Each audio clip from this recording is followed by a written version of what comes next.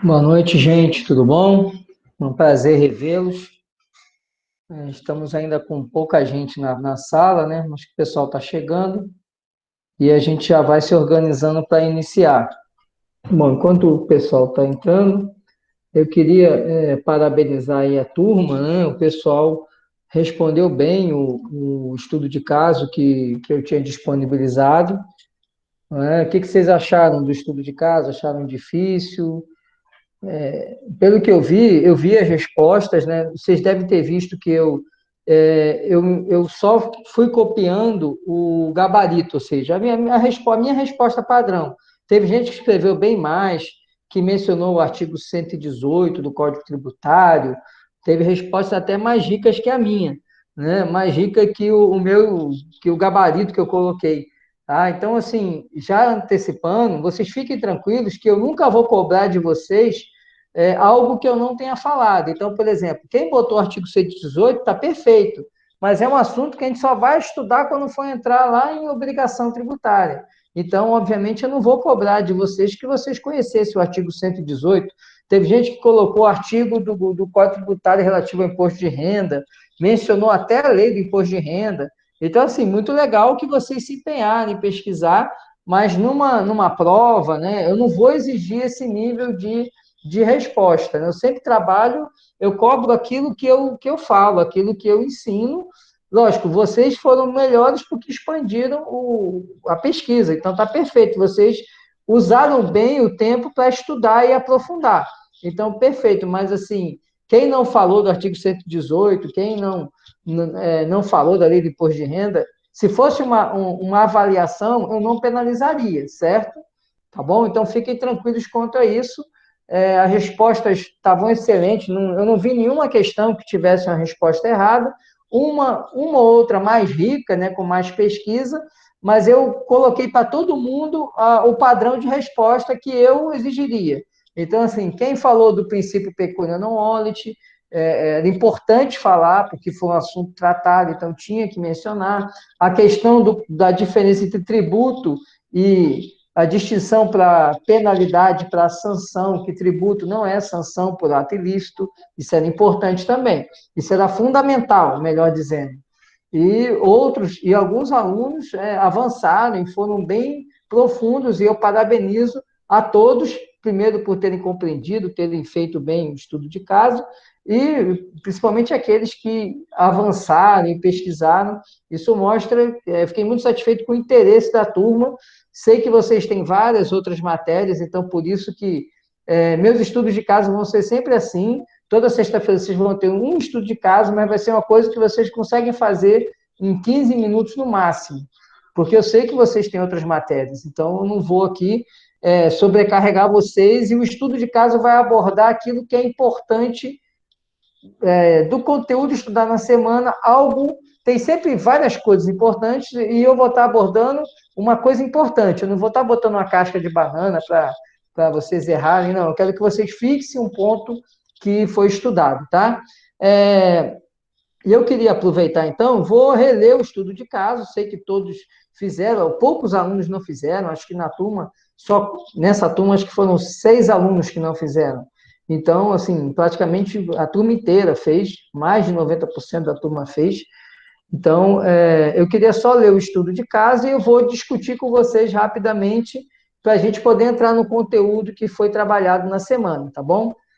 O estudo de caso foi o seguinte: você é advogado e um dos seus clientes, ex-prefeito do município de Desvia Tudo, procura você alegando que recebeu uma cobrança ilegal da Receita Federal, cobrando imposto de renda e multas por não declarar diversos bens adquiridos com renda auferida de desvios praticados durante sua gestão, cujos recursos foram devidamente, entre aspas, lavados após passarem por diversas empresas até chegarem ao seu patrimônio como pagamento de serviços de consultoria que nunca existiram. Afirma que o patrimônio decorrente de tais valores, por ser proveniente de atividade ilícita, não poderia ser tributado. Que explicação você daria ao seu cliente? Discorra fundamentadamente. Então, vamos lá. O que a gente precisaria falar? O discurso do seu cliente, ele já é um discurso que ele está querendo justificar o quê? que não pode ser tributado algo que é ilícito, porque seria uma forma do Estado reconhecer que, né, reconhecer a legitimidade de uma ilicitude, né? É justamente o discurso que ele está querendo dizer. Olha, se o Estado está me tributando, ele está querendo dizer que minha conduta é legítima, né? E a primeira coisa que você deveria dizer para ele, como a maioria colocou nas suas respostas, é que, primeiro, né, a tributação ela não tem relação com a ilicitude. A tributação ela ocorre ainda que haja uma ilicitude. Isso em razão do princípio pecunia non olet, que é o princípio segundo o qual, né, a tributação, ou seja, o Estado, ele vai atingir o patrimônio da pessoa, independente desse patrimônio ter origem ilícita, porque ele não olha a licitude ou a ilicitude da causa que gerou o patrimônio. O que ele olha, o Estado, é o quê? Se aquela situação jurídica ela é passível de sofrer a tributação. Então, ele não olha os caminhos que levaram àquela situação jurídica. Por isso que ele teria a obrigação de declarar esses bens, ainda que esses bens tivessem nascido de um desvio, de uma ilicitude, passado por um processo também criminoso de lavagem de dinheiro, e chegado ao patrimônio do seu cliente, do caso que a gente colocou, através ali de um serviço que não foi prestado. Então, tudo isso significa o quê? Para o fisco, ele não está interessado no caminho. Quando eu digo fisco, o Estado, enquanto agente arrecadador de tributos. Ele não está preocupado com o caminho que levou aquele negócio, aquela situação jurídica. Porque quando tributa, ele tributa a situação jurídica. Não cabe ao Estado perquirir os antecedentes daquela situação jurídica. Ele só olha, é como se ele batesse uma foto. Ele bate a foto e vê, olha, você tem esse patrimônio, então você tem que pagar o imposto de renda. Então, isso a explicação do princípio pecunia non olet. Tem aquela explicação histórica que eu já apresentei para vocês na videoaula, mas eu abriria, o primeiro ponto a levantar seria esse. O segundo ponto, até na minha questão, eu inverti, né? Eu comecei falando de que tributo não é sanção de ato ilícito, né? A ordem aí não alteraria, mas era muito importante falar do princípio pecunia non olet. E aí, depois, você arremataria dizendo, além disso, o próprio artigo 3º, que é o dispositivo que contempla o conceito de tributo, deixa claro que tributo não é sanção de ato ilícito, ou seja, significando que a tributação que está ocorrendo não é uma punição em razão de todo esse desvio que o cliente teria praticado, e sim a consequência do surgimento de uma obrigação tributária. E aí você poderia até usar um trecho lá de um dos acordos que eu botei. Eu botei só um acórdão, mas o acórdão lá falava isso. Além disso, seria ilógico e ofenderia o princípio da isonomia, e ainda nem isonomia tributária, é o princípio da isonomia contemplado lá no artigo 5º, que todos devem ser tratados igualmente perante a lei. O indivíduo que pratica um ato ilícito e não sofre a tributação. Tá? Não sofre a tributação. Por quê? Porque aquela pessoa que age corretamente é tributada. Então, entender que você não tributaria um indivíduo pelo fato do patrimônio originar de um ato ilícito, você estaria gerando uma desigualdade que afrontaria até o princípio da isonomia, já que você estaria tratando desigualmente uma pessoa que age contra os interesses da sociedade, em detrimento de outra que age corretamente. Então, quem age corretamente é tributado e quem age incorretamente não é? Não, todos têm que ser tributados. Aquele que age incorretamente, ele vai responder na seara competente. Então, ele vai ser responsabilizado na seara penal, na seara civil, numa ação de improbidade, mas aqui na área tributária ele vai pagar o imposto, vai pagar o tributo como outra pessoa qualquer, tá bom? E legal o feedback aí que o pessoal deu, que achou tranquilo o estudo de caso, e geralmente é nessa linha, eu não boto o estudo de caso. Se vocês pegarem um estudo de caso um pouco mais complexo, A intenção não é casca de banana, não. A intenção é que vocês ampliem o escopo para vocês conseguirem ver o máximo de situações jurídicas no direito tributário que estão inseridas naquele caso, tá? Então, mais para frente, quando a gente falar de princípio da anterioridade nonagesimal, a gente vai pegar uns estudos de caso que são um pouco mais complexos, mas não vai mudar nada. Vocês vão gastar ali 20 minutos também para fazer, tá bom? Não vai ser nada que vocês vão precisar ficar 2 horas debruçado para resolver, não. Prestando atenção na aula, assistindo a videoaula, lendo o capítulo lá do livro que eu sugeri, ou um capítulo de outro livro que trate daquele assunto, vocês vão fixar a matéria e não vão ter dificuldade, tá certo? A respeito do estudo de caso, alguém ficou com dúvida? Gostaria de mais alguma explicação? Se ninguém tiver dúvida, eu já vou entrar no assunto da semana. Sim, diga aí, Ellen. Ah, não, desculpe, Ellen, eu pensei que você tinha aberto o microfone, por isso que eu pensei que você queria falar. Por isso que eu te chamei, é só porque eu pensei que você tinha aberto o microfone. Bom, então, é só por isso, Ellen, eu só te chamei porque eu tive a impressão que você tinha aberto que você ia falar. Vamos lá, então vamos entrar no assunto da semana, tá? Nessa semana entramos na unidade 2, a unidade 1 era bem curtinha, foi contemplada semana passada, e agora nós começamos a unidade 2, que vai ser a unidade que a gente vai levar ela até o final de setembro, quando a gente, né, chegar na nossa AV1. É uma unidade muito grande e é onde a gente vai ver a base do direito tributário, porque nós vamos estudar os princípios tributários, os princípios consagrados na Constituição. O capítulo, a unidade é chamada Limitações Constitucionais ao Poder de Tributar. Por que isso? Porque as limitações ao poder de tributar são um gênero. Nessas limitações, nós temos duas espécies.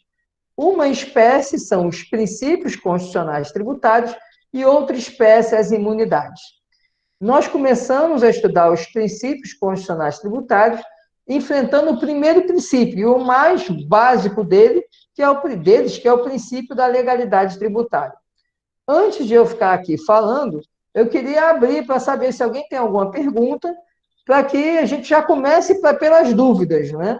E aí depois eu vá complementando, ao invés de eu só ficar aqui falando, né? Acredito que todo mundo já tenha assistido a videoaula, então, assim, uma parte do conteúdo vocês já viram. Eu precisava saber o que vocês querem demandar em termos de dúvida. Então, eu vou abrir primeiramente para quem tiver alguma dúvida do assunto, essa parte inicial, introdutória, dos limitações constitucionais do poder de tributar, princípios tributários e princípio da legalidade.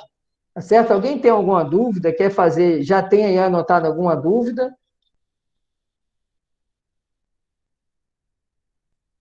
Nada? Nobody? Então tá. Então vamos lá. Então eu vou continuar falando, tá certo? Se alguém tiver dúvida. Se durante a minha fala surgir uma dúvida, vocês fiquem à vontade, tá bom? Eu vou expandir um pouco o que foi conversado na videoaula, tá? Que eu também, embora a minha videoaula acabe ficando ali, às vezes, com 30 minutos, 20, eu não lembro essa quanto que deu, que são muitas videoaulas, eu não lembro essa quanto tempo ficou, mas eu tento enxugar ao máximo, para não ficar uma coisa muito cansativa, né? E ter ali a base do conteúdo, tá?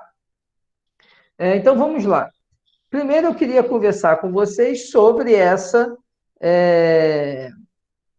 essa distinção entre princípio constitucional tributário e imunidade. Nós sabemos que falar de princípio é falar de elementos estruturantes de determinado ramo do direito ou de determinado instituto jurídico. Quando a gente fala em princípios constitucionais tributários, eu estou falando dos elementos estruturantes. Ah, tá.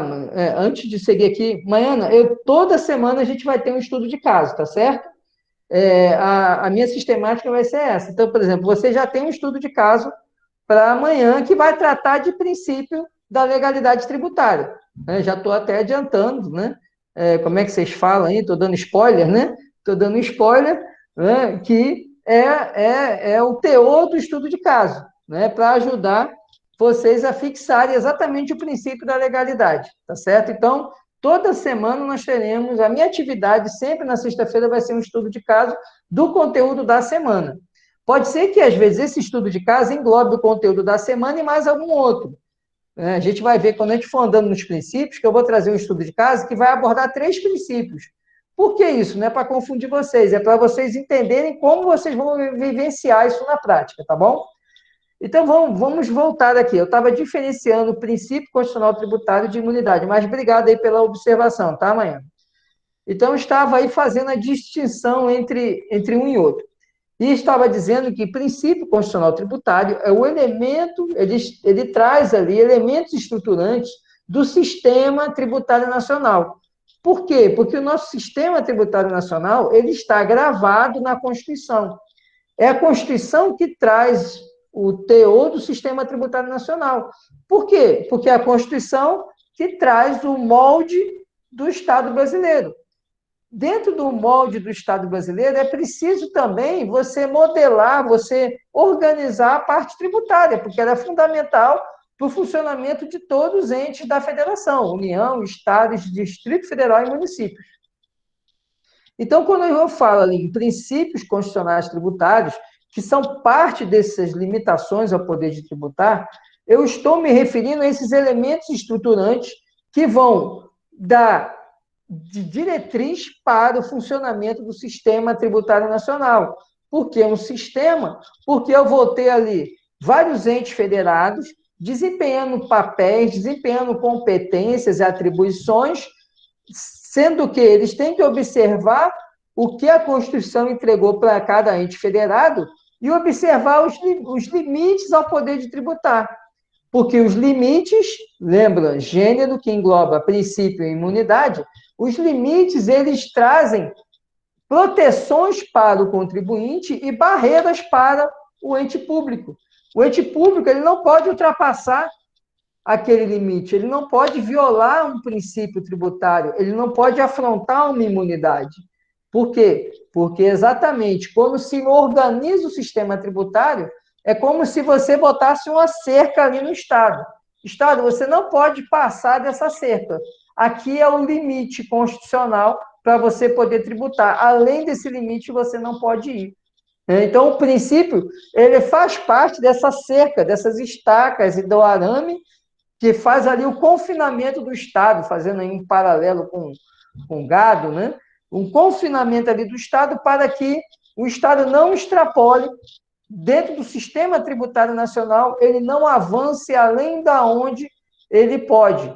Ele não ofenda o patrimônio do cidadão, o patrimônio da sociedade vista coletivamente, né, o cidadão coletivamente, além do que o constituinte originário e o derivado, depois, através de emendas constitucionais, autorizem.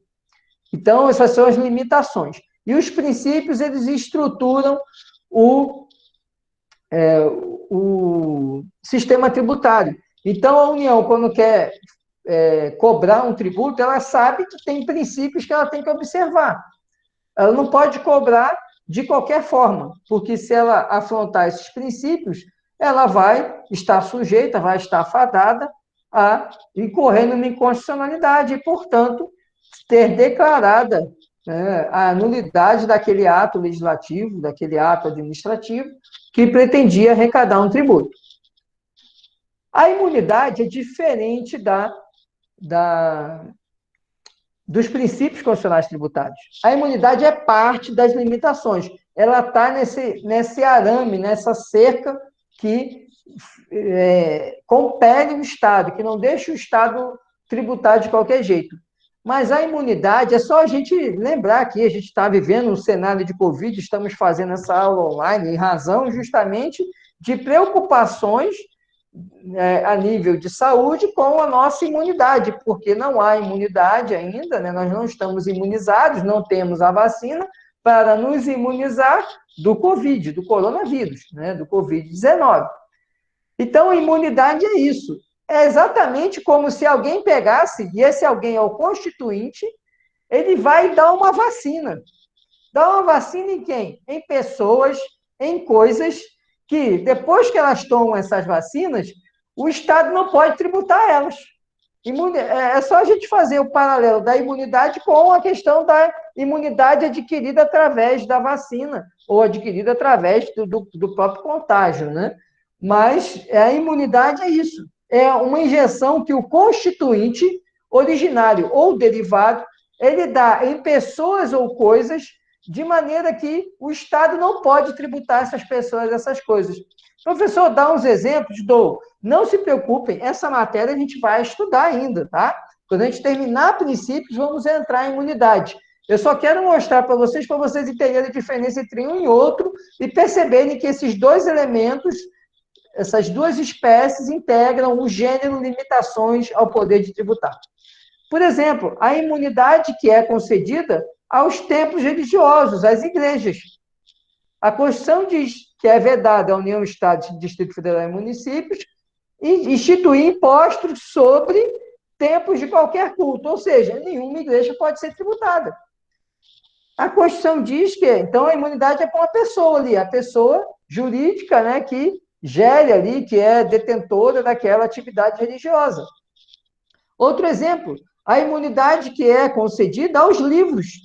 Os livros têm uma imunidade, diz lá que é vedada no Estado de município, institui impostos sobre livros, periódicos e o papel, jornal, livro, jornal, periódicos e o papel destinado à sua impressão. O que quer dizer? Que o livro não pode sofrer incidência de impostos. Isso é uma imunidade. Foi o constituinte originário, foi lá e deu uma injeção nos livros e disse, ó, não pode cobrar imposto em livro. Perceberam que é diferente do princípio? O princípio, ele dá uma estruturação no sistema, enquanto a imunidade, ela vai recair sobre determinadas pessoas ou determinadas coisas. Tá certo? Em relação à imunidade, fiquem tranquilos que a gente vai estudar mais à frente todas as imunidades. Nós vamos conhecer todas as imunidades. Por enquanto, eu só queria fazer a diferenciação. A respeito da diferença entre princípios constitucionais e imunidades, ficou claro ou restou alguma dúvida? Se tiver dúvida, né, o momento é agora das perguntas, para a gente poder avançar. Ninguém tem dúvida? Então, vamos em frente. Beleza, então tem, o Marcos deu notícia aqui, tá ok. Giovanni também, tá tranquilo. Então, vamos lá. Só um minutinho que eu vou só botar o carregador do meu notebook, que ele está acabando aqui a bateria. Então, a gente vai seguir o Igor também, a Ellen, né, a Nádila, beleza. Então, tá bom. Vamos seguindo, então. Vamos agora falar, então, do princípio da legalidade, tá bom? Vamos entrar nos princípios constitucionais e vamos conversar sobre o princípio da legalidade.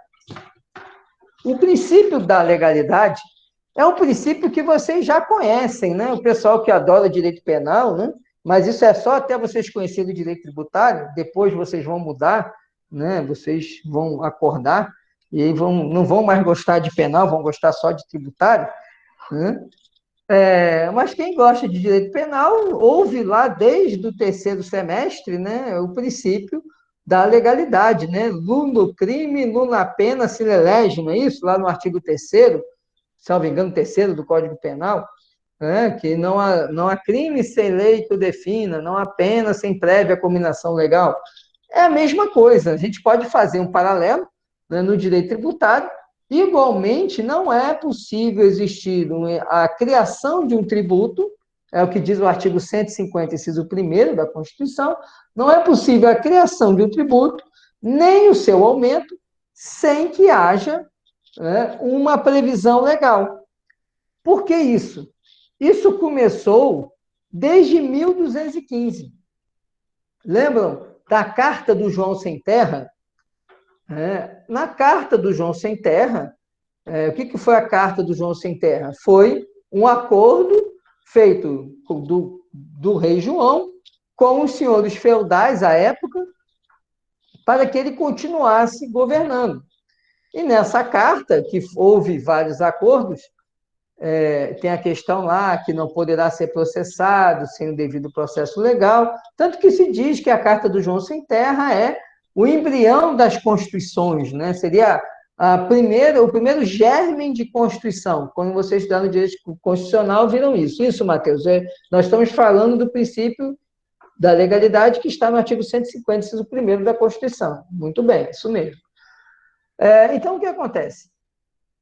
Na Carta do João Sem Terra, muita gente ouve e fica só pensando, nossa, os senhores feudais naquela época estavam preocupados que as pessoas não fossem processadas sem o devido processo legal, estava preocupado que a lei penal fosse prevista e prevesse as penas que seriam aplicadas. Gente, os senhores feudais não estavam preocupados com isso não, viu? Os senhores feudais estavam preocupados, sabe, só com uma coisa, com a sangria que o rei fazia, tributando a riqueza dos senhores feudais. Era isso. A grande motivação da Carta de João Sem Terra era diminuir o poder do rei, para o rei não chegar lá e sair colhendo, arrecadando toda a riqueza lá do feudo. Porque o feudo produzia a riqueza, quando o senhor feudal ia pegar a riqueza para ele, os vassalos tinham que entregar tudo para o rei. Ele, que era do senhor feudal, ficava sem nada. Então, o grande motivador da Carta do João Sem Terra não foi a preocupação com pena, nem com o devido processo legal, não, gente. Eles estavam preocupados, era com enfrear o poder do rei de arrecadar tributos do jeito que ele bem entendesse. Era isso que o rei, que os senhores feudais queriam, e por isso que veio a questão de que não poderia haver tributo, não poderia haver tributação sem a vontade, né, dos representantes do povo, ou seja, que seria lá a Câmara, o Parlamento britânico, né, representado pela Câmara dos Lordes e a Câmara Baixa, se não me engano, é a Câmara Baixa que chama. Fugiu agora o outro nome. Eu sei que uma é dos Lordes e outra, se eu não me engano, Câmara Baixa, que representaria, entre aspas, o povo. Né? Então, o parlamento britânico é que ia dizer o que o rei ia tributar. E o rei, para não perder o poder, porque os senhores feudais se reúnem e falam, rei, você tem duas opções. Tá tudo bem, a gente aceita aqui a monarquia, você continua no seu trono se você parar de ficar espoliando os nossos feudos. Ou você para de espoliar os feudos, ou a gente vai derrubar você, das duas, uma. O rei falou assim, não, acho que a negociação está bem justa. Então, a partir de agora, vocês vão dizer o que eu posso tributar. Como é que vocês vão dizer para mim? Através do parlamento britânico. Foi assim que funcionou, tá certo? Isso, Câmara dos Comuns, Marco, obrigado, é isso mesmo, não é Câmara Baixa não, Câmara dos Comuns, perfeito. Deu aqui, né, faltou aqui a palavra e o Marcos aqui me ajudou. Era a Câmara dos Lordes, ainda é, né? Câmara dos Lordes e a Câmara dos Comuns. Então, passou o parlamento, que já havia naquela época, a cuidar de dizer o que o rei poderia tributar e quanto que o rei poderia tributar. O rei, ele fez ali a Carta do João Sem Terra justamente para não perder o trono e para aliviar a gana de arrecadação de tributos junto aos senhores feudais. A história que leva a Carta do João Sem Terra é essa. Então, o que acontece? Esse blocado, né, de que não pode haver tributação sem autorização de quem é competente, e quem é competente é o parlamento, ela vem desde 1215 e acabou sendo adotada conforme os países foram evoluindo, passaram a adotar também esse mesmo paradigma de que o governante, seja ele rei, primeiro-ministro, seja presidente, o que for, ele não vai decidir a tributação por si só. Essa tributação vai ser decidida pelas pessoas que exercem a representação da coletividade. E isso é o que traduz o nosso princípio da legalidade, quando ele diz que nenhum ente federado, União, Estado, Distrito Federal e municípios, não pode instituir, né, a Constituição fala em exigir. Quando fala em exigir, na verdade, ele está dizendo em criar. Né? Porque a gente viu que tributo é prestação pecuniária compulsória instituída em lei. Então, para ser uma prestação pecuniária compulsória, ela tem que ter uma lei que a crie. Criada a lei, é que é possível haver a cobrança do tributo. Então, quando fala em exigir, É porque vai vir uma lei criando um tributo, instituindo um tributo. Então, não pode ter exigência de tributo, ou seja, não pode haver criação de tributo sem lei, e também não pode haver aumento de tributo sem lei. Para existir a majoração de um tributo, é preciso que haja uma lei. Eu estou só aproveitando aqui para baixar já a frequência. Tem que haver uma lei. Então, o que acontece? Toda vez que nós ouvimos falar que está ocorrendo um aumento de um tributo, nós, operadores de direito, vamos fazer o seguinte: vamos largar o WhatsApp, largar o Facebook, largar qualquer rede social e vamos procurar a lei ou o ato normativo que gerou esse aumento de tributo. E aí vamos ler o ato normativo para saber exatamente do que se trata.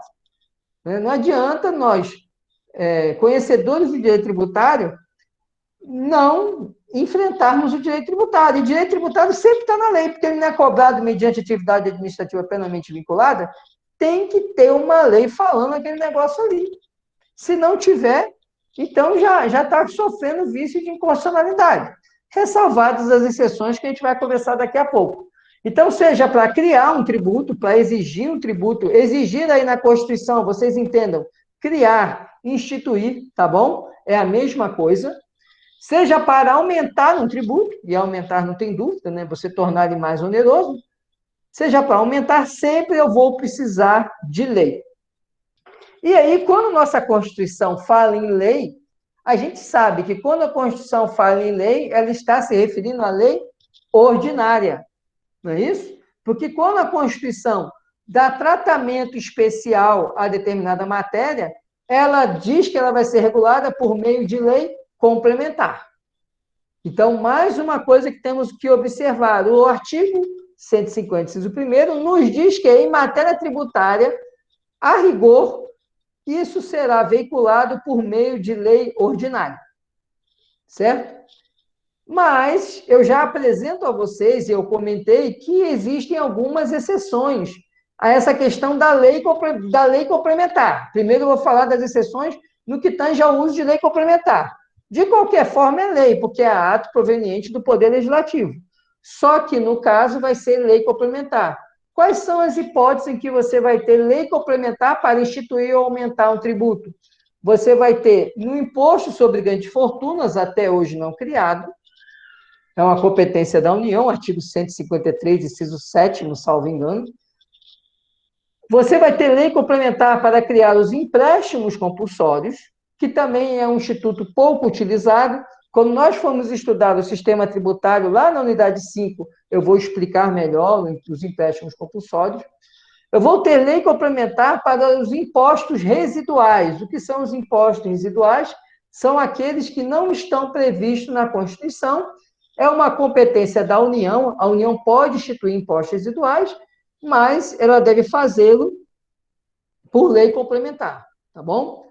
E outra exceção também são as contribuições previdenciárias, as contribuições sociais. As contribuições residuais também têm que ser reguladas por meio de lei complementar. Essas são as exceções. Depois, em seguida, eu trouxe para vocês uma questão interessante. Se para aumentar tributo ou para criar tributo eu preciso de lei, quando eu quero diminuir o tributo ou quando eu quero acabar com o tributo, eu não preciso de lei, eu posso fazer de qualquer jeito? E aí vocês viram que não. Porque nós precisamos lembrar de um princípio de hermenêutica, isso não é um princípio de direito tributário, é um princípio de hermenêutica, é um princípio de técnica legislativa, de processo legislativo, é o princípio do paralelismo das formas, significando que um instituto que é criado por uma norma, uma espécie de norma, só pode ser alterado por uma espécie de norma de igual nível ou hierarquia superior. Então, se um tributo é criado por uma lei ordinária, esse tributo pode vir a ser alterado, ou até extinto por uma emenda constitucional, pode ser alterado numa lei complementar, não há problema. O que não pode é um decreto alterando aquele tributo que foi instituído na lei. ressalvados as exceções que a gente vai conversar daqui a pouco. Então, o que é o princípio do paralelismo das formas? Se eu preciso de lei para criar e para aumentar, eu também vou precisar de lei para diminuir ou extinguir um tributo. Professor, mas não está escrito isso no artigo 150, inciso 1º. É verdade, mas a gente precisa lembrar que o instituto jurídico só pode ser alterado por uma norma de igual hierarquia ou superior. Tá bom? Então, por isso que é o paralelismo das formas. Se o instituto está regulado numa lei ordinária, para alterar ele tem que ser uma lei ordinária. Está numa lei complementar, para alterar uma lei complementar. Certo? Então, também para reduzir um tributo, ou para extinguir um tributo, eu tenho que usar o mesmo instituto jurídico. Ou seja, uma lei ordinária, em regra, e lei complementar para aqueles tributos que devem ser regulados por lei complementar. Depois, deixa eu ver aqui se eu entrei aqui depois já nas exceções aqui. Eu estou seguindo mais ou menos o roteiro aqui do nosso estudo, tá? E aí, eu falei aqui da multa tributária, isso aqui não tem, né, não tem muita complexidade, e aí eu preciso chegar nas exceções, e aí vocês viram que nós temos, vamos lá, tem uma pergunta aqui pergunta do Marcos aqui, como atuaria a lei que instituiria a devida tributação sobre grandes fortunas? Ela teria que ser uma lei por meio de lei complementar. Agora, como ela atuaria? Ela teria que observar os requisitos que a gente viu no artigo 97 do Código Tributário. Ela iria definir quem são os sujeitos passivos, ou seja, quem seriam os contribuintes ou responsáveis tributários. Teria que definir qual seria a base de cálculo, qual seria a alíquota. Teria que definir eventuais multas tributárias, porque a gente viu que a multa tem que estar prevista em lei, a multa tributária. Ela tem que ter uma previsão legal. Definiria também aspectos, né, de lançamento do tributo, se seria um tributo lançado de ofício, lançado por declaração, lançado por homologação, tudo isso a lei definiria. Tá? O que acontece, Marcos, é que existe muita dificuldade de resolver esse problema do imposto sobre grandes fortunas. E a verdade é a seguinte: o que acontece é que esse imposto sobre grandes fortunas, em todos os países em que foi implantado, se demonstrou que foi um fracasso, que o país ele teve um grande problema de evasão de divisas. Então, na época, na Constituição de 88, os estados modernos estavam adotando esse imposto sobre grandes fortunas. A França, Japão, países europeus usaram o imposto sobre grandes fortunas. Na Europa, então, foi um desastre. Por quê? Como ali os países eles são muito transfronteiriços, né? A Europa é uma região ali que os países não têm uma dimensão muito grande, né? Igual o Brasil, que é um país continental, eles são pequenos e a mobilidade entre um país e outro é muito grande. É normal na Europa um cidadão ele ter 2, 3 nacionalidades. Então, o que acontecia? A França instituiu o imposto sobre grandes fortunas. Sabe o que aconteceu? Todos os cidadãos que tinham outras nacionalidades transferiram toda a riqueza dele para outro país que era da nacionalidade dele, que não tinha imposto sobre grandes fortunas. Simples assim. O indivíduo lá que tinha um patrimônio começou a ser tributado sobre grande fortuna, passou a ser um miserável naquele país. Ele ficou sem nada, sem era nem beira. Não tinha nenhum patrimônio, não tinha riqueza. Por quê? Tudo ele deslocou para exatamente fuga de capital, evasão de divisas. Né? Sai tudo do país. Japão. No Japão, isso aí gerou um impacto terrível. Por quê? Porque boa parte da riqueza do Japão saiu do Japão e foi para a Coreia do Sul. Os cidadãos japoneses deslocaram para a Coreia do Sul, outros deslocaram para os Estados Unidos, e sua riqueza ficou onde? Ficou no outro país onde não seria tributada. Porque a gente está falando quando fala em grandes fortunas, eu estou falando de pessoas que têm facilidade de se mover de um país para o outro, de um continente para o outro. Não é a grande maioria da população que está aqui confinada no país, que não tem como sair do país, não tem como mandar recursos para fora. Não, o cara pega, transfere o patrimônio dele para uma empresa, da empresa sai para fora do país, acabou. Vai tributar o quê? Nada. E a riqueza foi para fora, acabou. Não volta mais. Sim, os paraísos fiscais, a Suíça, né, os paraísos fiscais ali da América Central, Marcos, eles funcionam assim. Por que que o sistema financeiro da Suíça é um dos mais seguros do mundo e é um dos mais procurados no mundo? Por quê? Porque todo mundo bota dinheiro na Suíça porque sabe que a Suíça não vai meter a mão no bolso dele, pô. Simples assim. Ele prefere deixar o dinheiro dele na Suíça porque lá na Suíça ninguém vai mexer no dinheiro dele. Né? Só que não é qualquer um que manda dinheiro para a Suíça. Né? A pessoa tem que ter capital para chegar lá no banco da Suíça. A Suíça não pergunta quem é você para abrir uma conta. Até que as contas lá na Suíça, elas não têm identificação por nome de pessoa, por nada. É um número e acabou. Quem é o dono daquele número? O banco até sabe, mas ele não quer saber, tem raiva de quem sabe. Então, você abre a conta, ele não pergunta quem é você, ele pergunta quanto que você quer depositar. Aí você fala, não, eu só quero depositar R$ 1 bilhão. Seja muito bem-vindo, ficamos muito felizes, vamos aqui abrir sua conta, eu busco o dinheiro para você. Né? Então, por que que o Brasil não fez até hoje o imposto sobre grandes fortunas? Porque isso, na Constituição de 88, era algo que estava efervescente. Só que, com o tempo, se viu que esse negócio de imposto sobre grandes fortunas era um tiro no pé, porque isso tirava do país boa parte das riquezas. A pessoa que mais paga imposto de renda no Brasil é o Silvio Santos. Né? Ele é o maior contribuinte de imposto de renda pessoa física, né? Estou falando aqui imposto de renda pessoa física. Por quê? Porque a maioria dos empresários, na verdade, a riqueza dele, tudo circula dentro da empresa, dentro da pessoa jurídica. O carro está no nome da pessoa jurídica, a casa que ele mora, está tudo na pessoa jurídica. E o Silvio Santos, ele não, ele deixa tudo no nome dele mesmo, entra o dinheiro está no nome dele, ele paga lá 27,5%. Ele podia estar dentro de uma pessoa jurídica e pagar 10%, mas ele prefere agir, né, de uma maneira mais coerente. Então, ele é o cara que mais paga imposto de renda no Brasil. Eu lhe pergunto, será que ele manteria a riqueza dele aqui no Brasil? Não sei. Talvez sim, porque se ele se dispõe a pagar 27,5% de imposto de renda, é porque ele se disporia também a manter. Mas a grande parte das pessoas que detêm as maiores riquezas do país iriam embora, como tantos já foram embora do país, prefere não ficar aqui e ficar lá fora. Né? Os jogadores de futebol que vira e mexe estão tendo problema com a receita, né, da Espanha, receita de outros países, aí definitivamente eles adquiririam outra nacionalidade, como tantos jogadores. A gente vê depois, vai ver jogo da Copa do Mundo e descobre que o cara virou alemão. Por que ele virou alemão? Porque ele gosta de cantar o hino da Alemanha? Não, porque ele teve alguns benefícios para ficar lá, inclusive no aspecto tributário. Né? Porque a tributação no país de 27,5% faz, isso desmotiva que a pessoa circule a riqueza dele aqui.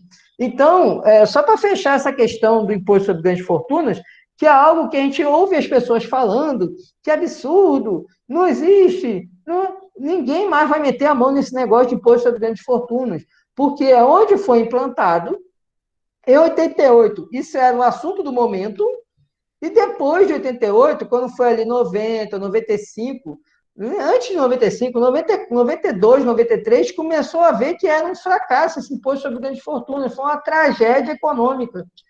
Todos os países, nenhum país mais tem imposto sobre grandes fortunas. Todos eles revogaram suas tributações sobre grandes fortunas. Eu não sei aqueles países menores da Europa se ainda tem, Luxemburgo, alguma coisa assim. Luxemburgo não, porque Luxemburgo é paraíso fiscal também. Eu não saberia dizer, mas o que eu posso afirmar a vocês é isso. Em 88, quando botaram na Constituição, havia essa percepção de que seria importante tributar, e depois foram olhando para as experiências dos outros países e viram que o negócio foi um fracasso.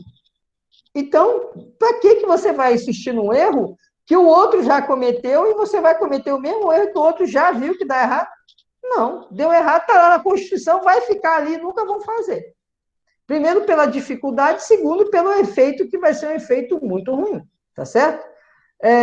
Aí, respondendo a pergunta aí do Marcos, né, sobre as grandes fortunas. E agora vamos lá, vamos falar mais alguma pergunta sobre essa parte genérica do princípio da legalidade? Certo, então agora eu vou comentar as exceções, tá bom?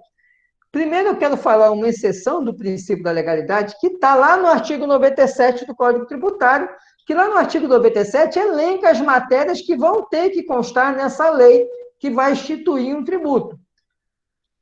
E lá diz, no parágrafo 2º, perdão, diz o quê? Que não depende de lei a alteração da base de cálculo para atualizar ela monetariamente. O que quer dizer? Quando a gente fala em atualizar monetariamente, eu estou falando em aplicar um índice de inflação para evitar a corrosão da moeda. Porque a moeda, com o passar do tempo, ela vai perdendo o seu poder de compra. Inflação é isso. Eu tinha R$ 10, com R$ 10 eu comprava sei lá, 1 quilo de carne. Agora a carne está custando 20. O que acontece? Os meus R$ 10 agora não valem mais 10. Eu preciso de 20 para fazer os 10 que fazia um ano atrás. Isso é o quê? Inflação. Perda do poder de compra da moeda. A inflação ela é cíclica, ela oscila conforme a economia, né? Por isso que se trabalha por inflações no período. Porque você tem mercadorias que influenciam nesse aumento de preços, mas são mercadorias sujeitas à sazonalidade, ou seja, eu tenho lá momentos em que a carne está mais cara e momentos em que a carne está mais barata.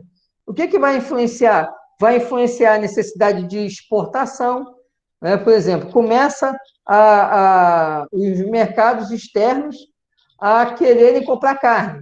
E o que acontece? O produtor de carne, o grande produtor, ele não vai vender a carne aqui, se ele pode vender a carne lá para o estrangeiro, que vai pagar em dólar, com dólar a 5,50. Então, ele não vende aqui. Qual que é a tendência em razão disso? Aumentar o preço no mercado interno.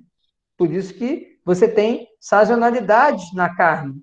A mesma coisa com alimentos, né? Com verduras, frutas. Às vezes você vai olhar, o tomate está muito caro, depois o tomate abaixa.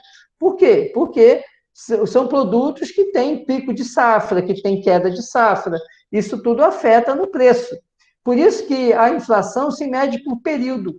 E por isso que se utiliza o período de um ano para estimar a inflação, porque nesse um ano eu vou ter a média de todas essas sazonalidades. A inflação mede essa perda do poder de compra. De um ano para o outro, acontece a corrosão da moeda. A moeda vai perdendo o poder de compra.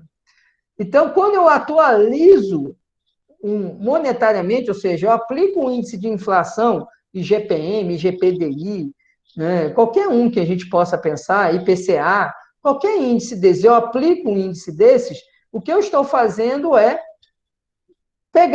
fazer com que a minha moeda ali, que valia R$ 10, eu comprava produtos com R$ 10, agora teve uma inflação de 5%, quanto é que, vamos botar 10% para facilitar a conta.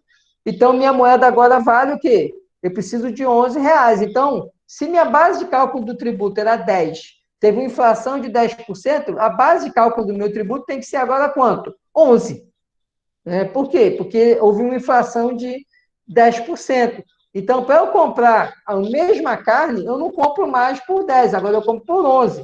Então, quando você aplica o índice de inflação, na verdade, você não está aumentando. Concorda que é o mesmo quilo de carne que você está comprando? Só que agora você precisa de R$ 1 a mais. Por que você precisa de R$ 1 a mais? Porque a moeda ela se desvalorizou. Então, eu precisei dar R$ 11 agora, porque a inflação do período foi 10%. Então, é por isso que a aplicação de índice de inflação na base de cálculo, o que é base de cálculo? É o montante econômico sobre o qual incide a alíquota. Para eu descobrir um tributo, quanto que eu vou pagar de tributo, eu preciso descobrir qual é o valor econômico que eu vou tributar. Por exemplo, o carro que vale 50 mil. E eu preciso do percentual, que se chama alíquota. Alíquota quer dizer percentual. O percentual que eu vou aplicar sobre a base de cálculo para eu saber quanto que eu tenho que pagar de tributo. Então, se eu tenho lá a alíquota de IPVA, por exemplo, é 2%. Meu carro vale 50 mil. Então, quanto que eu vou pagar de IPVA? 2% sobre 50 mil, vou pagar R$ 1.000 de IPVA. É assim que é feito. Eu preciso da base de cálculo, que é o valor econômico, e da alíquota, que é o percentual que a lei vai definir. A base de cálculo ela vai oscilar de acordo com o negócio jurídico. A alíquota a lei vai definir. A lei define a base de cálculo, ela diz assim, no caso do IPVA, a base de cálculo é o valor de mercado do veículo. Pronto. Porque não dá para ele ficar dizendo quanto que custa cada carro. Então, ele vai dizer o valor de mercado do veículo. Depois, ele pode até editar, né? Normalmente, o Estado faz isso, a maioria dos estados fazem, ele não deixa solto, ele solta uma tabela, né? E essa tabela do IPVA vai ter lá o carro, marca tal, aí tem lá ano tal, base de cálculo 70 mil, ano tal, 50 mil, ano tal, 30 mil. Né? Por quê? Porque ali vai ser aquele 30 mil, aquele 50 mil, é o montante sobre o qual vai incidir a alíquota. Entendido o que é base de cálculo e alíquota, a primeira exceção é, em relação às alíquotas, eu posso, em relação à base de cálculo, perdão, eu posso aplicar um índice de atualização monetária, que isso não vai configurar o aumento. Então, como é que eu vou fazer o reajuste da base de cálculo? Vai ser por decreto. O prefeito quer atualizar a base de cálculo do IPTU para atualizar no índice da inflação. Ele faz um decreto e vai dizer, olha, o índice da inflação aplicável sobre a base de cálculo do IPTU no ano de 2020 vai ser o IPCA, que no ano de 2019 foi de 5%. Pronto, vai pegar todas as bases de cálculo do IPTU, vai aplicar 5%. É isso que vai acontecer. Então, primeira exceção é essa. Segunda exceção, eu apresentei para vocês o entendimento do Supremo sobre o prazo de recolhimento de tributo. A data de vencimento do tributo. Então, diz lá, tinha lá a previsão que você tinha que pagar determinado tributo, pagar o seu imposto de renda até o dia 10 de cada mês. A mudança dessa data de pagamento de tributo, ela pode ser feita por meio de decreto, porque o Supremo entendeu que mudar a data de pagamento não é majoração. A doutrina critica muito isso, viu, gente? Eu não acho que eu não falei isso na videoaula, mas a doutrina, ela diz o seguinte, olha, na verdade, quando você altera a data do pagamento, você está dando um prazo menor para a pessoa pagar. Se ela tinha 30 dias para pagar, no outro mês ela vai ter 20, porque você puxou 10 dias para frente. Se ela tinha que levar 30 dias para juntar, acumular determinado valor de um tributo, agora ela só vai ter 20. Significando que ela vai ter que tirar esse dinheiro de algum outro lugar. E a doutrina diz, né? E eu concordo com a doutrina, né? Lógico que quando você muda a data de pagamento e você antecipa, se você posterga, não. Se você tinha que pagar até o dia 10 e mudou para pagar dia 15, beleza. Mas se você tinha que pagar dia 10 e vai ter que pagar dia 5, né? Ou vai ter que pagar dia 2 de cada mês, você está fazendo com que eu tenha que tirar mais dinheiro do bolso em menos tempo. Então, sim, isso é mais oneroso. Mas esse entendimento doutrinário não foi acolhido pelo Supremo, tá, gente? Então, vamos ficar com o entendimento do Supremo, que é o que é cobrado, tá bom? Se você enfrentar isso numa questão discursiva, você pode até, né, trazer esse entendimento doutrinário que eu estou mostrando para vocês agora. Mas fique com o entendimento do Supremo, de que mudança de data de vencimento de tributo não se sujeita ao princípio da legalidade, significando que pode ser feito por meio de decreto, tá bom? E depois eu cheguei, né, na questão dos tributos que estão na Constituição. Não, a data do pagamento, Matheus, não necessariamente vai ser por função extrafiscal, viu? Foi até bom, porque eu já vou comentar a função extrafiscal dos tributos. Quando eu estou falando em função extrafiscal, Matheus, eu estou me referindo a uma situação em que eu vou intervir, vou usar um tributo como um mecanismo de intervenção na economia. Então, você antecipar o pagamento de um tributo, ele não tem esse caráter extrafiscal, porque eu só vou estar fazendo tirar o dinheiro do bolso do contribuinte. Né? Agora, quando eu chego e aumento a alíquota do tributo, era para pagar 15%, agora vai pagar 20%, para aquele indivíduo, ele já sabe que naquele negócio que ele vai fazer, já vai tributar em 20%. Ele só vai meter o bolso para pagar os 20% lá na frente, no outro mês. Mas ele já sabe que se ele for, por exemplo, importar uma mercadoria, essa mercadoria vai sair mais caro. Por quê? Porque agora a alíquota de importação daquele produto mudou para 30%. Era 10% e mudou para 30%. Percebe que ele não está botando dinheiro no bolso ainda, mas ele já sabe, ele já vai pensar duas vezes e fala, não vou importar, porque é melhor eu comprar aqui que vai sair mais barato. Está entendendo, Matheus? Então, essa mudança de data, ela não tem essa função extrafiscal. Quando muda a data de recolhimento, é problema de fluxo de caixa do ente público mesmo. É porque ele está com algum problema de fluxo de caixa, ele precisa antecipar a receita. Como é que ele antecipa? Ele vai e antecipa a data do pagamento. Onde é que é o cofre do Estado? O cofre do Estado está na nossa casa. Né? Nós somos o cofre do Estado, né? Porque é a gente que bota o dinheiro lá dentro do Estado. Quando eu digo Estado, né, qualquer ente federado. Então, ele chega e diz, agora você vai pagar sem imposto de renda até o dia 5. Por que até o dia 5? Porque ele está precisando de fluxo de caixa. Tá certo?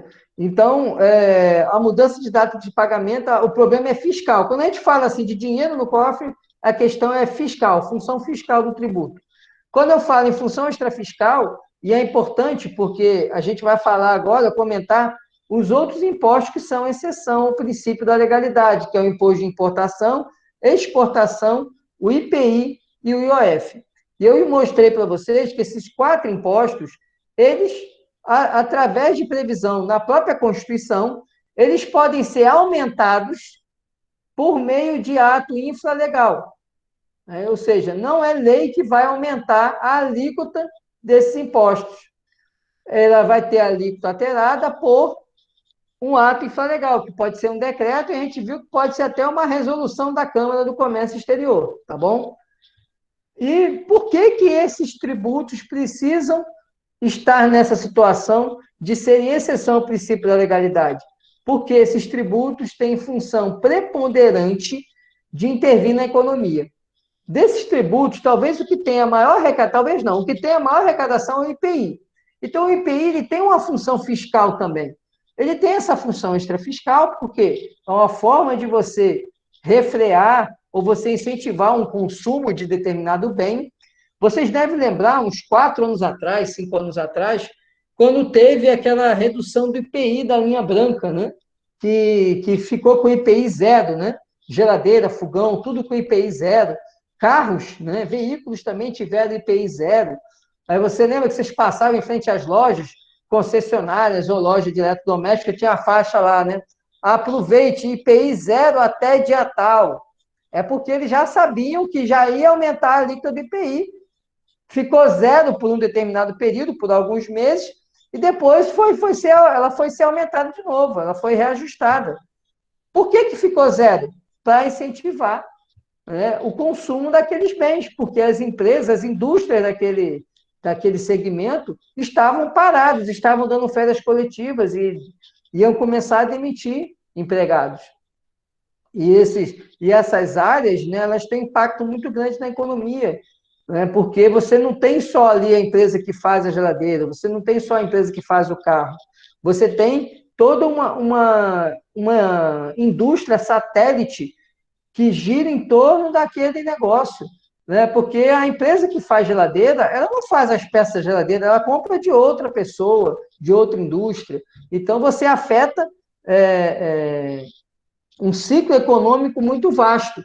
Então, por isso que esses produtos, esses impostos, importação, exportação, eu expliquei, essa questão do comércio exterior, não dá para esperar, né? O preço do café dispara, né? No exterior, o pessoal quer exportar, mas a alíquota de exportação do café está em 80%. Não dá para competir no mercado externo, ninguém vem comprar no Brasil porque a alíquota de exportação está muito alta. O que tem que fazer? Derruba essa alíquota para a gente poder melhorar nossa balança comercial, aumentar as exportações. E o contrário também, né? Está exportando muito, né? E está desabastecendo o mercado, está saindo muito milho, está faltando milho já para a indústria que depende do milho, né? Toda indústria que processa produtos com milho, e para a alimentação, né? Você precisa para ração, para um monte de coisa de milho. Então, é importante exportar, mas não pode desabastecer o mercado interno. Então, às vezes, precisa aumentar a alíquota de exportação. O contrário, né? Às vezes precisa baixar a alíquota de importação, porque O Brasil teve uma quebra de safra de café e precisa importar café, senão vai parar a indústria cafeeira. Então, precisa reduzir a alíquota do imposto de importação. Ou então, o contrário, né? Precisa aumentar porque determinado produto está vindo da China com valor, com dumping, né? O que é o dumping? É quando o país, né, quando um determinado produto vem de um país com preço abaixo do custo do mercado interno. Isso através de mecanismos de fomento que o país faz, né, o país que está exportando, faz para que a intenção é justamente quebrar a empresa do país para eles passarem a dominar aquele setor econômico. E aí, para haver a proteção do dumping, o que o país comprador faz? Né? Aumenta a alíquota de importação. Né? O cara está fazendo dumping, tu joga uma alíquota de 200%. Vai entrar, mas vai ter que pagar 200%. Aí acaba que vai ficar, vai atender ao nível do mercado interno. Ele vai entrar, mas ele vai entrar praticamente com o preço do custo do mercado interno, e aí você evita a concorrência desleal, tá certo? Então, é importante que esses impostos, o IOF é a mesma coisa, o dólar aí subindo e descendo aí, essa situação do dólar, o que acontece? Tem que intervir, como é uma das formas de intervir? Alterar a alíquota do IOF, né, para você poder estimular a compra do dólar, ou você, no caso, né, como o dólar está muito alto, tem que frear, então tem que desincentivar a compra para ver se ele começa a cair, né, para ver se aumenta o volume de dólar, então você freia a compra para ver se ele cai, porque aí se você ficar jogando uma alíquota muito baixa, todo mundo vai querer comprar, então você aumenta a alíquota para refrear a compra do dólar. Tá certo? Então, imposto de importação, exportação e IPI-OF são impostos que a alíquota ela pode ser alterada por meio de ato infralegal. Importação e exportação, a alíquota pode ser alterada por resolução da Câmara do Comércio Exterior. Aí eu trouxe até um julgado do Supremo para vocês, está nos slides. E a alíquota do IPI e do IOF são alteradas por decreto, tá bom? E depois eu trouxe para vocês a outra exceção, as outras exceções, que são a CID Combustíveis e o ICMS monofásico dos combustíveis. A CID quer dizer Contribuição de Intervenção no Domínio Econômico. É uma espécie de tributo. Nós vamos estudar as contribuições de intervenção no domínio econômico lá na frente, quando nós chegarmos no sistema tributário, na unidade 5. Deixa eu ver aqui. Sim, aí você está trazendo a exceção exatamente do ICMS monofásico, não é isso? O ICMS monofásico. Por que o ICMS monofásico ele é uma exceção? Porque ele é regulado, primeiro, ele incide uma única vez. O ICMS ele é um imposto que ele incide cada etapa da cadeia econômica, mas no caso dos combustíveis, ele incide lá na refinaria. Então, lá na refinaria já recolhe o ICMS que é o ICMS que teria que ser pago lá na boca do posto de gasolina, na boca da bomba. Ele incide uma única vez, e diferente do ICMS que vai replicando em cada etapa econômica, no caso do combustível, ele incide uma única vez. Então, o que acontece? E o ICMS monofásico, ele foi criado para facilitar a arrecadação do ICMS, para diminuir a evasão fiscal do ICMS cobrado nos combustíveis, diminuir a guerra também fiscal que existia em relação à tributação dos combustíveis. O ICMS ele tem uma peculiaridade. Como ele é um imposto estadual, quem legisla sobre ele são os estados. Todos os estados legislam sobre o ICMS. Então, como é que se decide? Como é que os estados sentam para ninguém ficar passando a perna no outro? Eles sentam numa mesa chamada Conselho Nacional de Política Fazendária, CONFAS. Existe uma lei complementar, que é a Lei Complementar 24, que regula o funcionamento desse Conselho, o Conselho Nacional de Política Fazendária. Quem tem assento nesse conselho? Um representante da Secretaria de Fazenda de cada estado e um representante do Ministério da Fazenda, agora chamado Ministério da Economia. Sim, aí eu vou chegar lá, Jefferson. Não é bem o executivo, não, tá? Vai ser o executivo, mas ele depende de aprovação do CONFAS. É isso que eu vou chegar para explicar para vocês. Então, como é que funciona para alterar a alíquota do ICMS monofásico?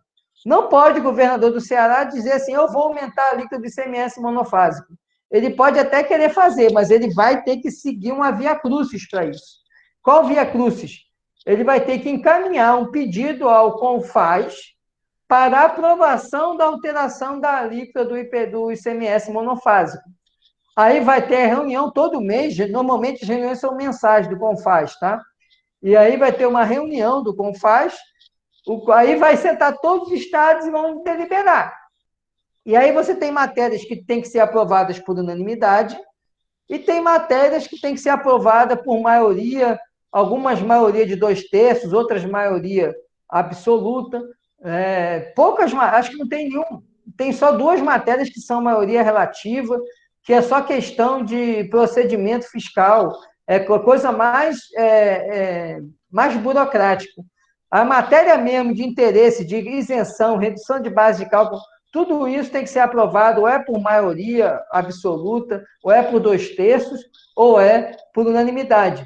Quem diz isso? É essa lei complementar, se eu não me engano, lei complementar 24. Se não for 24, é 26. Se eu não me engano, é lei complementar 24.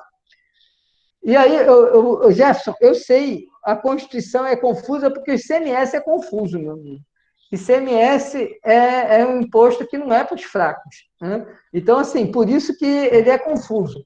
Tá? Inclusive, não é uma matéria, vocês só vão estudar ICMS no próximo semestre. Então, não se assustem, porque realmente é complexo. Eu estou explicando para vocês que eu fui auditor da Receita e eu era auditor da Receita Estadual lá em Minas Gerais e eu trabalhava muito com isso, com o ICMS. Então, é uma coisa que, para mim, eu consigo conversar com naturalidade, mas eu confesso e sei que não é fácil. É muito, muito árido o ICMS. Então, lá ele só fala que será alterado nos termos lá do parágrafo, não é isso?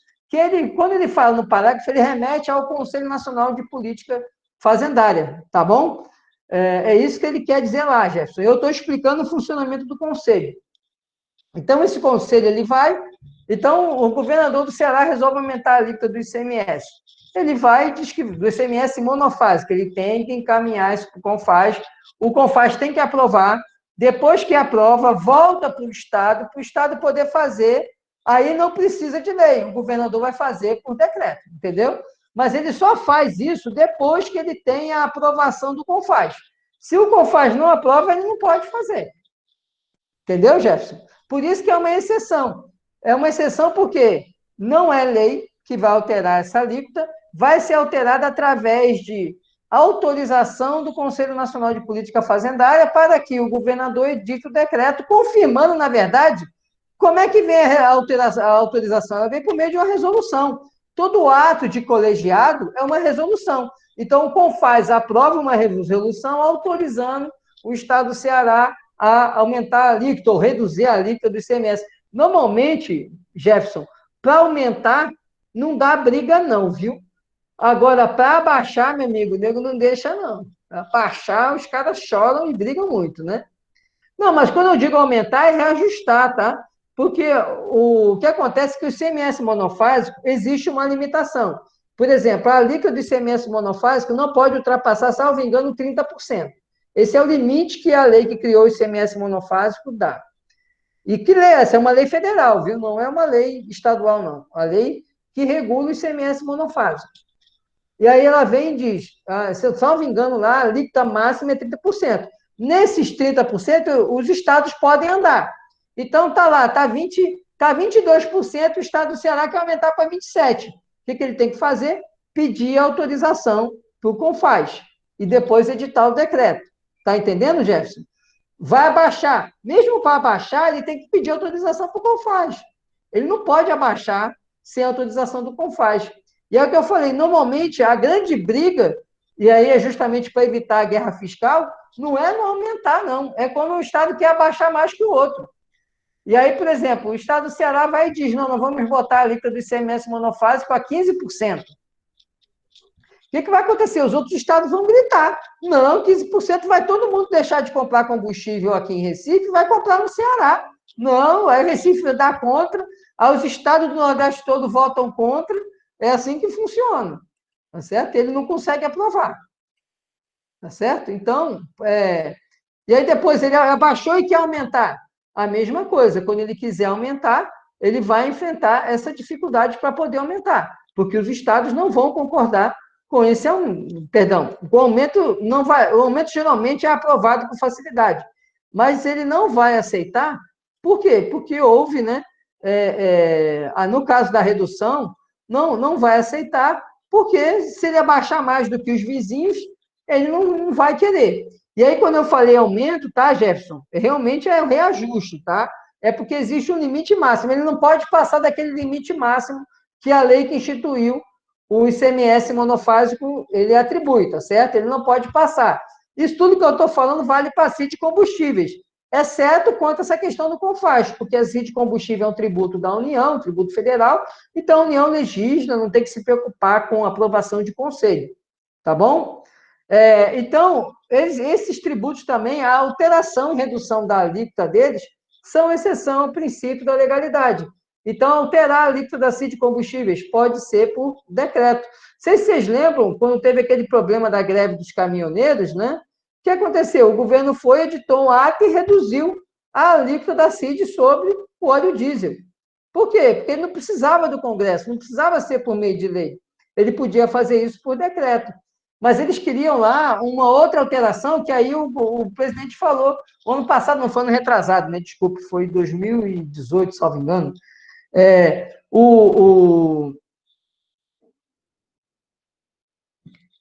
Marcos, normalmente a alíquota é 18%, tá? Eu estou jogando esses percentuais apenas para ilustrar.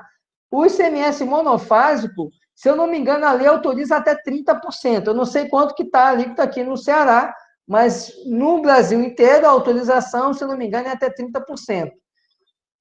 Não sei dizer quanto que está a alíquota do ICMS aqui no estado do Ceará, não. Eu sei que lá do Ceará é um dos maiores do Brasil.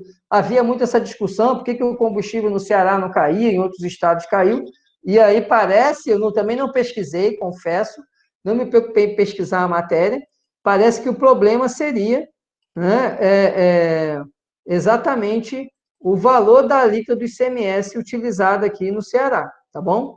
Então, eu não saberia dizer quanto está a alíquota agora, tá? Que é uma matéria que realmente eu não fico acompanhando. Então, em relação a essa questão do ICMS monofásico e do DACID, acho que ficou claro, né? Você vai ter atos, né, que vão possibilitar o aumento, e esses atos, né, eles não dependem de lei. Então, o aumento da alíquota, ele fala em reajuste da alíquota, por quê? Porque a lei dá uma alíquota máxima, e não pode ultrapassar essa alíquota máxima. Tá? Então, essa alíquota máxima, né, respeitada a alíquota máxima, caminhar dentro dessas alíquotas pode acontecer por meio de ato infralegal, ou seja, por meio de decreto.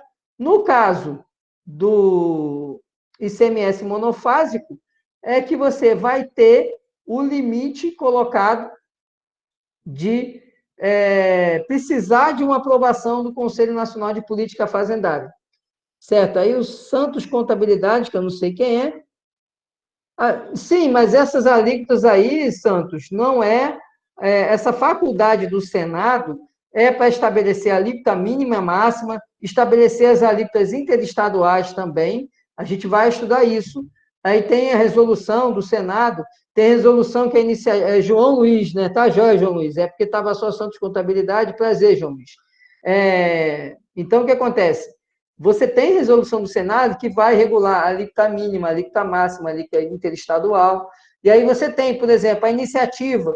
Algumas alíquotas, a iniciativa da resolução é do presidente da República e da maioria absoluta do Senado.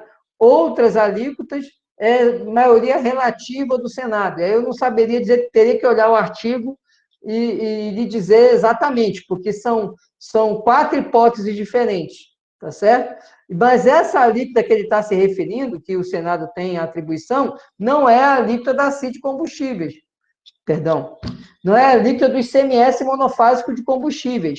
A alíquota do ICMS monofásico de combustíveis ela está definida, a alíquota máxima já está definida na lei que instituiu o CMS monofásico.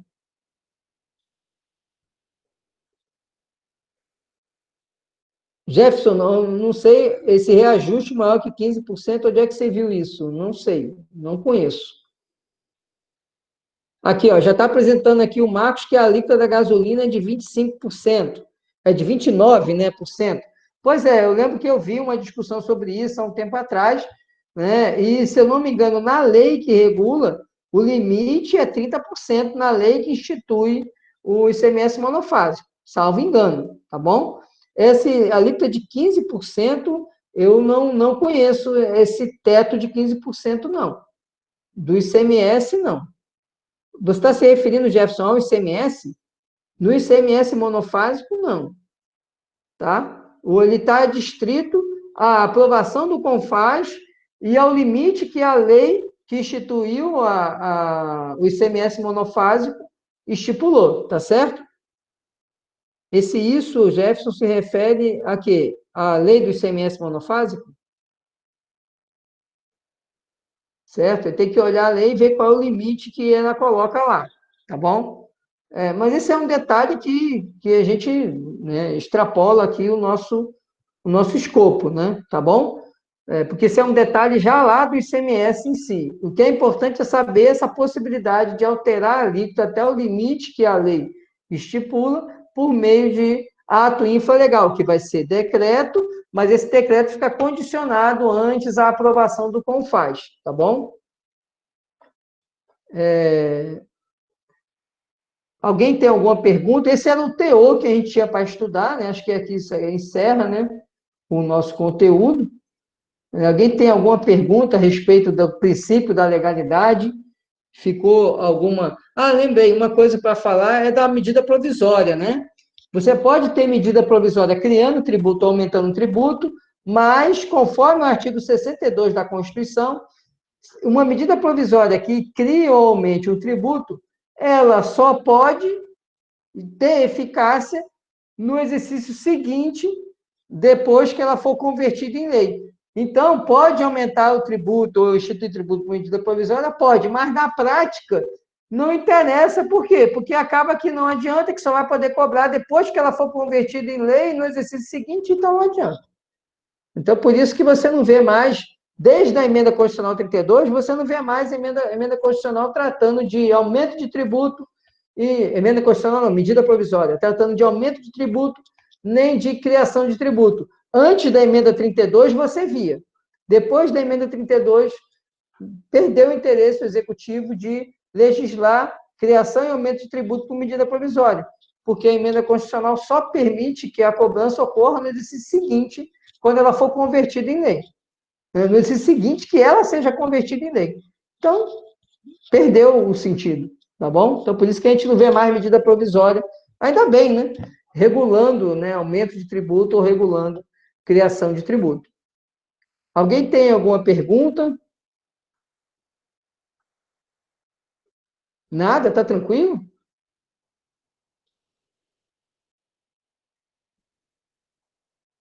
Ninguém tem nenhuma dúvida, não ficou com nenhuma dúvida sobre a matéria. Eu dei uma geral aqui, né? Aprofundei em alguns momentos, né? Essa discussão do Confaz eu não trouxe lá na videoaula, a gente está vendo ela aqui, né? A explicação do funcionamento do Confaz, né?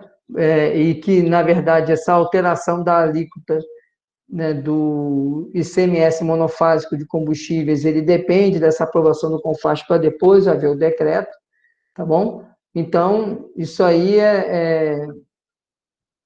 não tratei na videoaula para a videoaula não ficar muito longa. Vocês viram que eu gastei aí quase 15 minutos aí só nesse assunto, tá? Mudança de prazo, precisa esperar aquele tempo mínimo? Não. Jefferson, você está querendo falar aí do princípio da anterioridade nonagesimal, que é de 90 dias. Não, ele não se aplica a nenhum princípio da anterioridade, não. Então, não tem que esperar, não. Alterou a data de pagamento, né? Dia 30 sai o decreto dizendo que tem que pagar dia 1º. Corre para pagar, porque vai ter que pagar dia 1º, viu? Não espera nada, não.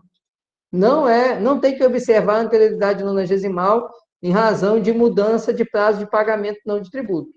É só editar o decreto e mudar o prazo, tá certo? Por isso que a doutrina critica, porque, né, o cara edita o decreto, sei lá, dia 20, dizendo que você vai ter que pagar dia 1º. Então, você vai ter 10 dias para correr para pagar um tributo que você teria 30 dias para pagar. Então, você é pego de surpresa, muda a data de uma hora para outra. Isso aí é uma oneração. Pelo menos naquele mês, nos outros meses não vai ser, porque você já sabe que vai pagar, né, naquela data, né? Mas naquele primeiro momento é uma oneração. E aí a doutrina, no meu ponto de vista, tem razão. Mas o Supremo entende que não configura uma majoração do tributo e, por isso, não tem que observar a legalidade, nem observa a anterioridade, nem a anterioridade nonagesimal, tá bom? Sem ser a próxima semana. Na outra, a gente vai entrar nesses dois princípios, na anterioridade e anterioridade nonagesimal. Aí vai ficar mais claro para você isso aí, tá bom? Alguém mais tem alguma pergunta? Se não tiver, gente, então acho que a gente pode encerrar. Deixa eu gerar aqui de novo aqui nossa chamada aqui. Não, Jefferson, mas eu estou gerando agora, não se preocupe não, viu? Então, o que importa é quando eu gerar o relatório, o seu nome está aqui. Deixa eu até conferir. Está aqui, Jefferson Brito, tá bom? Então, não se preocupe não. Tá? Que não vai afetar aqui, tá bom? E aí, depois, de qualquer forma, a aula vai ficar gravada, né? Então, se você tiver perdido alguma coisa, depois, final de semana, eu devo estar disponibilizando, porque eu baixo, tiro do Drive, né? Jogo lá para o YouTube, então vai estar disponível para vocês também essa aula, tá certo? Outra coisa, na próxima semana nós vamos estudar o princípio da irretroatividade, e pelo nosso programa seria só ele. Só que eu vi que eu preparei a videoaula dele e vi que o conteúdo vai ficar pequeno. Então, eu vou preferir, para não ficar muito princípio na outra semana, que tem uma semana que tem 6 princípios numa só semana, embora eles sejam mais curtos, mas eu puxei um princípio, que é o princípio do não confisco, para a semana que vem. Então, semana que vem a gente vai falar de princípio da irretroatividade e vamos falar também do princípio do não confisco, tá bom? E aí, na outra semana, Jefferson, a gente vai entrar na anterioridade nonagesimal, tá certo? Então, gente, muito obrigado a todos, uma boa noite. Daqui a pouco eu já estou liberando, assim que acabar a aula, eu vou liberar o estudo de caso, quem quiser já fazer, ou quem quiser fazer amanhã durante o dia. Lembrando que eu preciso que faça até amanhã, para a gente considerar a atividade feita, tá bom? Então, muito obrigado, boa noite, bom final de semana, boa semana para todos, né? E na próxima semana nos encontramos na quinta-feira. Viu? Muito obrigado pela atenção. Um grande abraço. Até a próxima semana. Tá joia?